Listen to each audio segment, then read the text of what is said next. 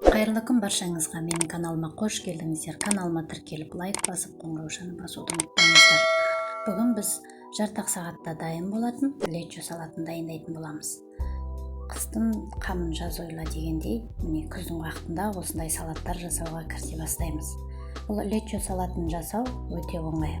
Ол үшін бір стақан сұйық майымызды кеңдеу ыдысымызға құйып, осындай қызанақтарымызды әдемілеп турап алып, және сәбізімізді де үккіштен өткізіп, осылай екеуін бірге қосып 20 минутқа қайнауға жібереміз. Астына баяу отты жағып, 20 минут араластырып отырып, қайнатып алатын боламыз.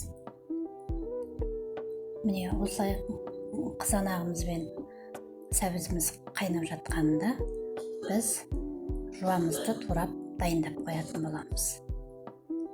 Арасында былғап асты қатып күйіп кетпеу үшін былғап араластырып қоямыз. 20 минут өткеннен кейін үстіне жуамызды салатын боламыз. Бұл жуа да 20 минут пісетін болады. Бұны да былғап отырып, осылай 20 минутқа қайнатып аламыз.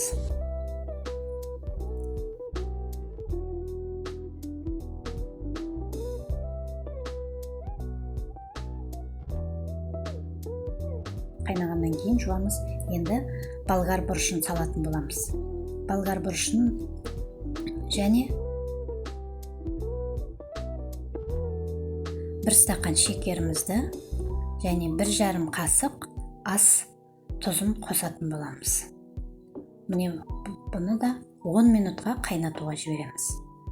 Мінекей біздің жарты сағатта дайын болатын лечомыз осылай өзінің бабында пісіп шығатын болады.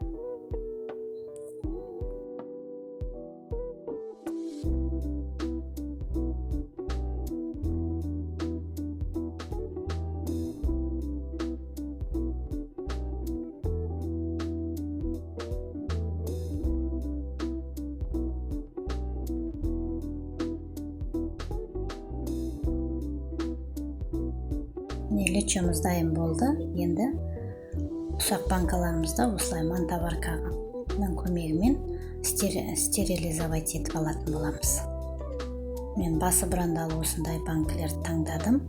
Осылай 15 минутқа стерилизовать етіп алғаннан кейін салатымызды біртіндеп банкаларымызға салып шығатын боламыз.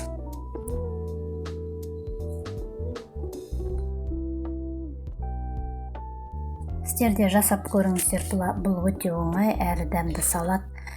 Описанияға рецептісін толық жазып кететін боламын. Қарап жасауларыңызға болады.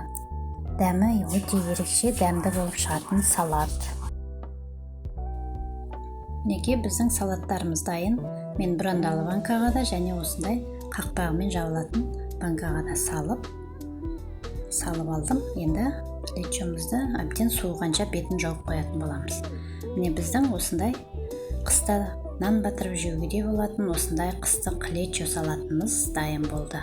Сіздер де жасап көріңіз. Баршаңызға ас болсын.